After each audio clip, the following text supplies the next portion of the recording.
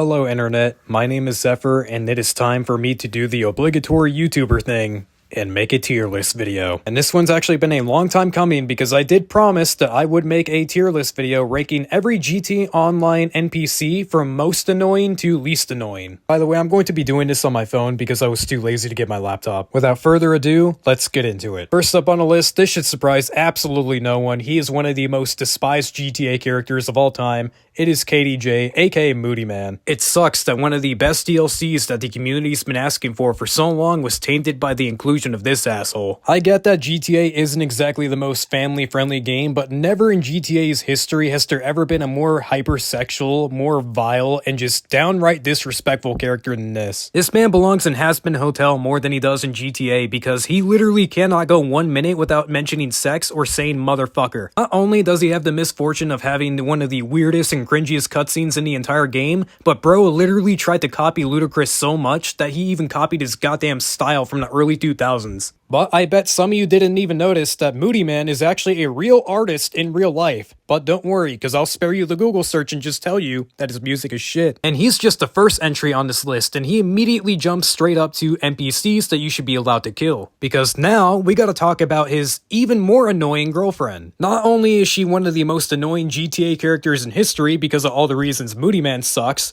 but she's even worse because we have to put up with her every time we want to do anything with the auto shop. Because for some reason, she co-owns the place, despite us having to put in all of the fucking cost. None of those are actually the worst reason why she sucks. The worst reason why she sucks is because she just shows up out of nowhere and acts like she owns the city and treats our characters like they're a bunch of nobodies when our characters are the ones who actually do legitimately own the entire city. Just overall, the amount of disrespect from this chick is so crazy that everyone can collectively agree that she deserves to be very high on the should be allowed to kill tier. Now moving on from one of the best DLCs to one of the worst DLCs, we gotta talk about Dax. And yet we have another character who belongs more in a Visby Pop cartoon than he does in GTA because he just tries way too hard to be batshit crazy that it just comes out as cringe. Look, I live in Las Vegas, so I could tell you a thing or two about tweakers, and I could tell you right now that even the most hardcore meth heads do not act like this. It just feels very forced and very phoned in to where you could very clearly tell that the actor was trying his hardest to act like Trevor. So that's why he goes in annoying as hell, because I don't despise him, and you do get one of the best cars in the game if you do all of his missions. Unfortunately, it does not get any better from there, because now we gotta talk about Luchadora. For someone who calls himself a luchador, she sure does not like wearing that fucking mask for very long.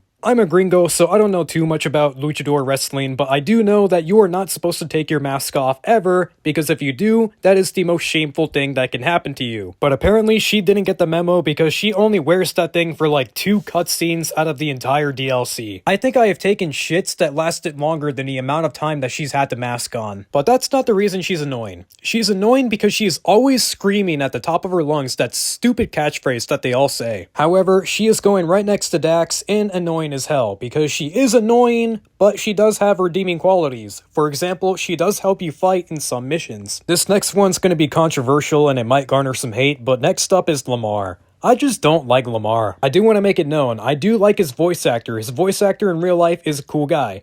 But the character he betrays in GTA is so goddamn annoying. Lamar just can't get out of his own damn way. He is that friend who is always coming up with stupid ass schemes that are never gonna work and that are guaranteed to get you into trouble. And some people may find charm in that, but I don't. You see, what makes Lamar so annoying is that he's always got some sort of side hustle, and that's respectable, but he's always got to rope someone into it, and it always ends up going wrong. Lamar reminds me of people who try to flex that they have Hellcats, because yeah, the car may be impressive and it may come with a high price tag, but they literally give those to people who are in Section 8.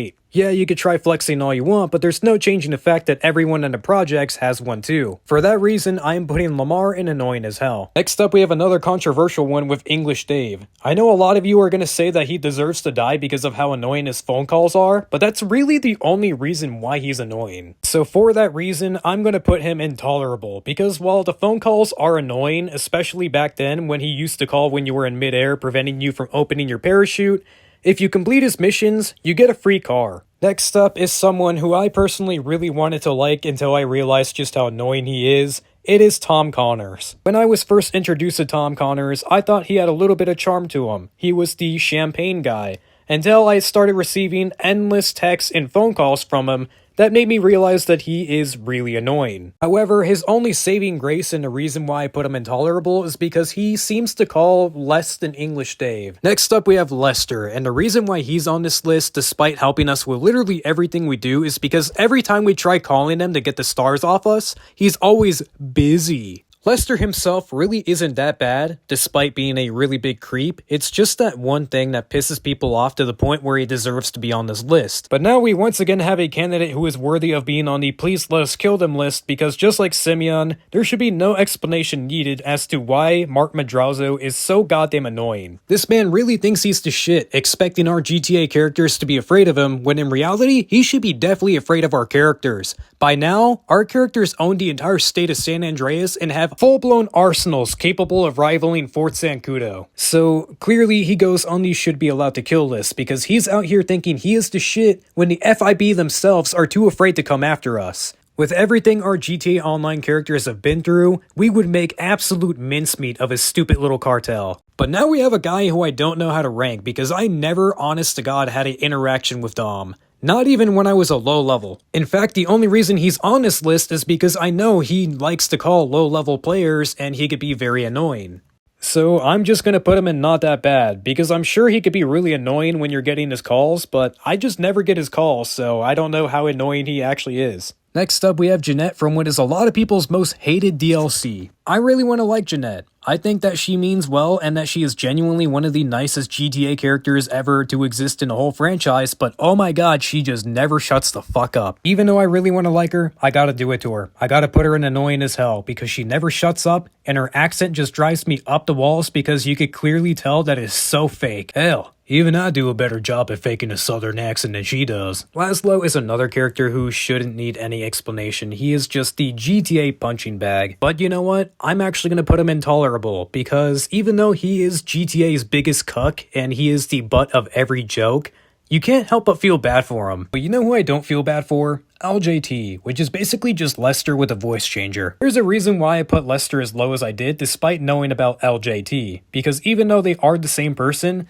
for some reason, Lester likes to pretend that LJT is a different person, and that seems to give him the excuse to just be as annoying as fucking possible. Imagine taking a character who already calls you the most out of any other character in the entire game and already has the most speaking dialogue in the entire game, and then just having him call you more, but with a voice changer. I really don't think there is a single other NPC who calls you as much as he does, and for that reason, he is going on the should be allowed to kill list. Agent 14. I really don't have a whole lot to say about him other than he could just be an asshole sometimes. He always has an attitude and he always looks down upon us and always talks down to us for being criminals despite hiring us to do all the illegal shit for him. Looks like another case of the Martin Madrazo where he thinks he's the shit because he works for the IAA, where said agency is definitely afraid of us because they know that they cannot do shit against us. But believe it or not, he is the least annoying out of every NPC on this list, so he is the only one who is actually kinda chill. Ron.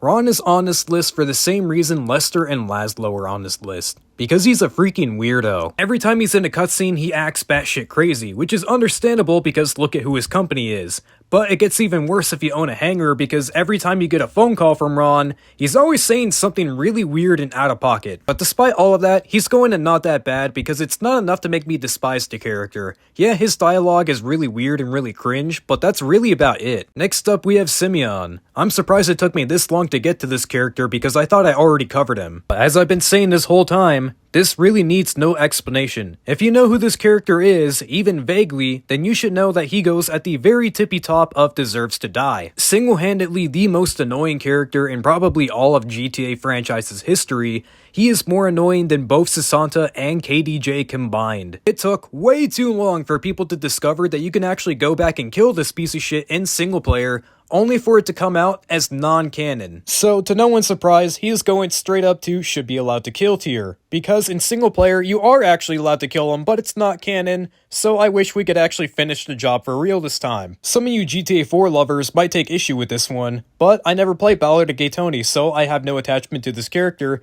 and even if I did, I probably still wouldn't like him all that much. Use of Amir annoys me because his dialogue is just so cringe and really painful to listen to. And it really doesn't help that he literally shouts everything he says. Luckily, he doesn't really appear a whole lot. only really appearing in 2 cutscenes and just a couple of phone calls at the end when you deliver cars to him. So for that reason, I'm putting him intolerable, because any more appearances or phone calls than that, I don't think I'd be able to take it, and he would definitely place much higher. Jamal Amir. The only reason I remember this little whiny bitch's name is because they gave him one of the whiniest and most annoying voices to listen to. Couple that with the fact that he tries so hard to be cool that every attempt he makes just falls flat on its face so miserably. Also, he's just kind of a wimp and a pussy. He is so terrified of our characters killing him, and for that reason I'm putting him in the should be allowed to kill tier, because I just think it'll be funny if our characters actually did. Next up we have Paige, because of all of her goddamn phone calls telling you to buy the terabyte. And the terabyte is an expensive vehicle, which means that if you don't have it, expect her to call you relentlessly. I know everybody wants a goth chick to call them, but trust me, her phone calls are not worth it. So for that reason, I am putting her in the should be allowed to kill tier. And lastly, but certainly not least, we have the GTA Online protagonists themselves. I know this shouldn't count because this is the player character and this tier list is mainly for NPCs, but allow me to elaborate. I'm not even talking about other players because that easily deserves its own tier. Even though it really deserves its own video, I just want to take a quick second to discuss about how fucking stupid the GTA Online character is. You're really gonna tell me that this bumbling idiot is San Andreas' biggest menace to society and a huge criminal mastermind? The one thing they have going for them is that they can't die, essentially just making them a one-trick pony. Someone who cannot use a ladder properly to save their life and struggles immensely to push a simple button on a wall. And don't even get me started on how incredibly easy it is for these guys to lose balance. All it takes is a simple touch from someone's goddamn pinky toe